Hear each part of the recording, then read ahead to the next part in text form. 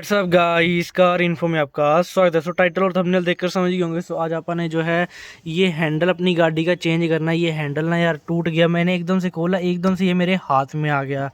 ठीक है, ये मतलब ना गाड़ी के साथ का ही है। ठीक है, उसके बाद ये अब टूटा जाकर 2013 मॉडल गाड़ी है, हुंडई ग्रैंड i10 है। ठीक है, यही सेम डोर हैंडल आप i10 ग्रैंड 2016 13 से लेके 16 और एक्सेंट 2013 से लेके 16 तक इंस्टॉल कर सकते हैं वैसे।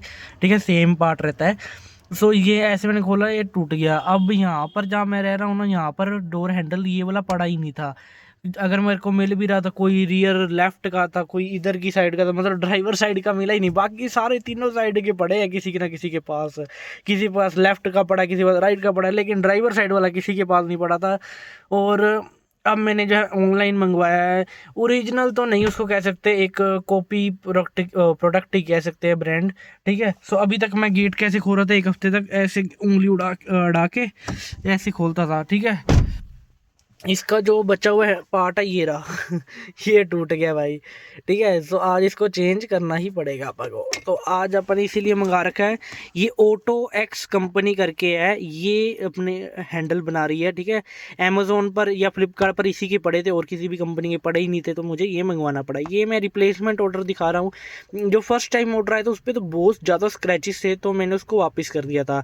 लेकिन ये सेकेंड टाइम भी जो आया उसके ऊपर सिर्फ एक स्क्रैच था, तो मैंने रख लिया क्योंकि मिल भी नहीं रहा था, सिर्फ एक ही स्क्रैच था। मैंने कहा चलो रख ही लेते हैं, कोई दिक्कत नहीं, बात नहीं है। तो इसको खोलते हैं। ये आपको 450 रुपये का हैंडल मिला अंदर का। ये चीज़ें ना यार, ये छोटी छोटी चीज़ें होती हैं ना, ये ओरिजिनल ढूंढना बहुत ही मुश्किल हो जाता है।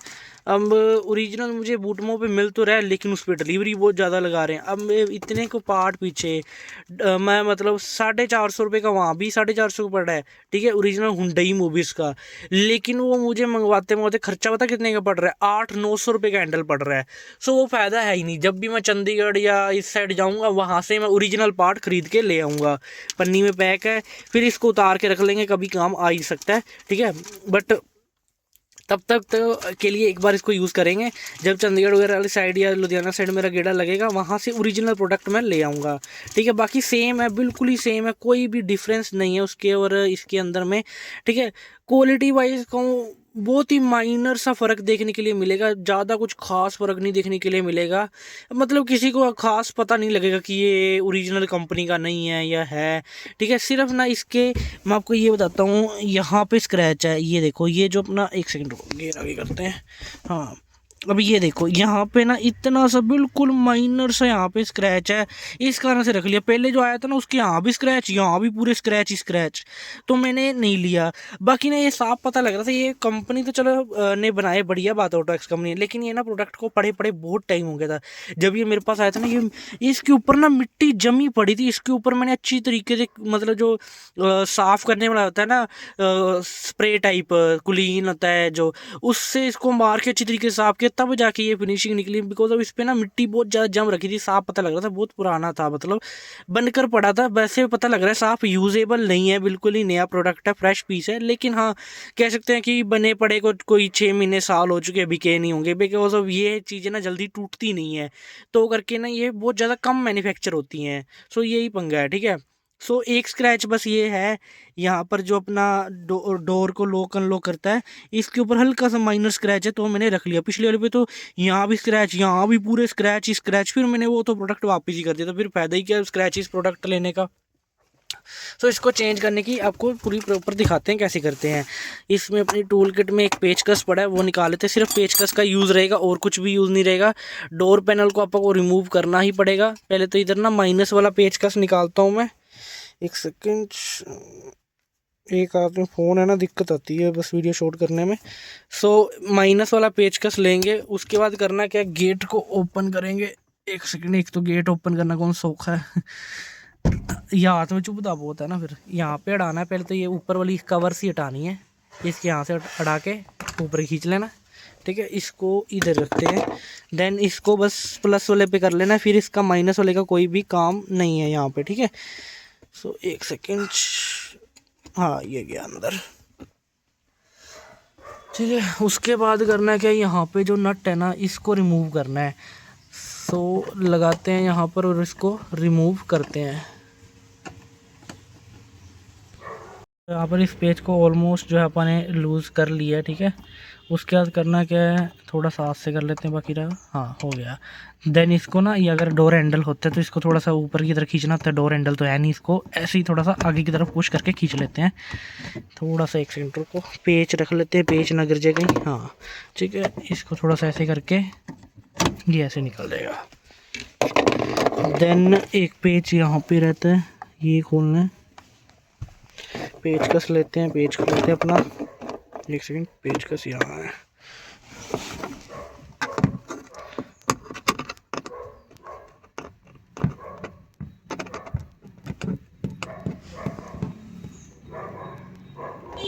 तो यहाँ पे देख सकते हो ये पेच भी रिमूव कर दिया। उसके बाद सिंपली ना नीचे यहाँ पे एक जगह होगी पेच कस उड़ाने की, तो उसमें पेच कस को उड़ाएंगे सिर्फ ऐसे, फिर इसको ऊपर की तरफ खींच देंगे, ये देखो खुल गया। इसको यहाँ रखते हैं, फिर उतरना पड़ेगा, ऊपर की तरफ खींचेंगे, ठीक है। पीछे की तरफ 2 कपलर है,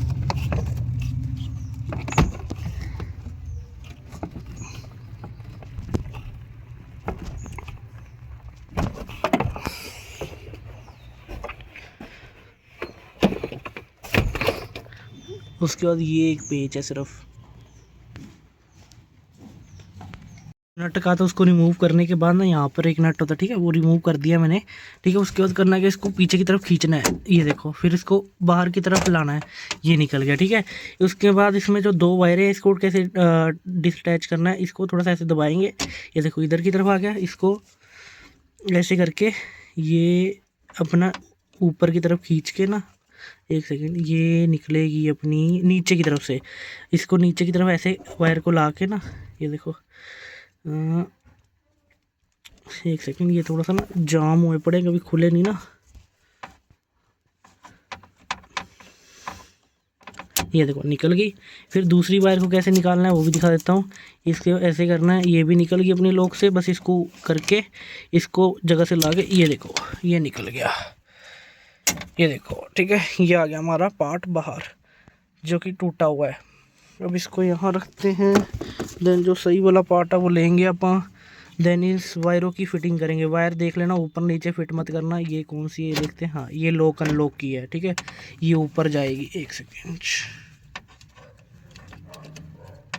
इसको यहाँ पर ऐसे, इसका जो थिम्बल सा बना हुआ है ना, इसको इसके अंदर अड़ाना होता है। अड़ाने के बाद सिंपली बस लॉक कर देनी होती है वायर, और तो कुछ खास इसमें होता ही नहीं है। एक सेकेंड, थोड़ी सी इसको ना आगे करके करते हैं, ऐसे रख के करना पड़ेगा। ऐसे इस वायर अंदर डल गई। उसके बाद करना है कि इसको ना इसके अंदर लॉक करना है, अगर लॉक नहीं करोगे ना तो वायर काम ही नहीं करेगी, ठीक है। सो इसके अंदर इसको ऐसे रख के ना प्रेस कर देना, ये देखो अंदर चलेगी पाई। अब जो है ये काम भी करेगा, ये देखो लॉक, एक सेकेंड, ये अनलॉक, लॉक अनलॉक, ठीक है। अभी सेंटर लॉक इसकी वर्क नहीं कर रही बिकॉज ऑफ बैटरी किसी काम के लिए अपन ने उतार रखी है। सो ये अपना आ गया डोर ओपन करने के लिए, ठीक है। इसको भी सिंपली बस अंदर की तरफ यहाँ पे ना होल दिया रहता है, होल के अंदर डालनी होती है वायर को। सो थोड़ा हिसाब से डालनी पड़ती है, और तो कुछ भी इसमें ख़ास है ही नहीं, बहुत ईजी फिटमेंट जिसको कह सकते हैं इसकी। इसको बस ऐसे ना अंदर रख के, एक सेकेंड, तो सेम यहाँ से भी वायर अंदर गई। उसके बाद इसको भी यहाँ फंसाना है, नहीं तो आपका डोर ओपन नहीं होगा। इसको अच्छी तरीके से अंदर की तरफ फंसाना रहता है होल के अंदर, ये देखो फंस गया। देन करना क्या है, इसको यहाँ पर जो अगला फ्रंट में ना यहाँ पे होल दिखेगा आपको, एक सेकेंड, इसकी फिटमेंट यहाँ पर ये फिट होगा ना, इसको ऐसे अंदर की तरफ करेंगे, यहाँ से भी इसके होल है, ये लग गया, ठीक है। अब बस इसका सिर्फ एक पेज कस देना है तो आपका काम इजीली हो जाएगा। पहले एक पेज कसते हैं, फिर इसको टेस्ट करते हैं कि सही काम कर रहा है या नहीं कर रहा। इसका पेज कौन सा है, ये वाला, हाँ ठीक है। इसको यहाँ पर रखेंगे, होल में डालेंगे, देन थोड़ा सा इसको हाथ से कस देंगे। सो बाकी जो रह गया उसको पेचकस से कस देते हैं।